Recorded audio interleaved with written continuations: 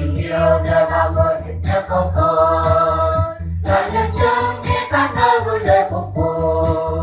Từ gian nguy ta bước đi không sợ hãi gì. Vì đường đời có bao người diệu lớn không thôi. Cùng chung bước ta bước theo Đức Giêsu phục vụ. Cùng chung tay ta sai đi tình yêu nhau. Làm những chứng cho Chúa ta sống hiệp nhất phục vụ. Cùng Giêsu ta đi từ vùng khỏi đi. Ta đi bạn ơi luôn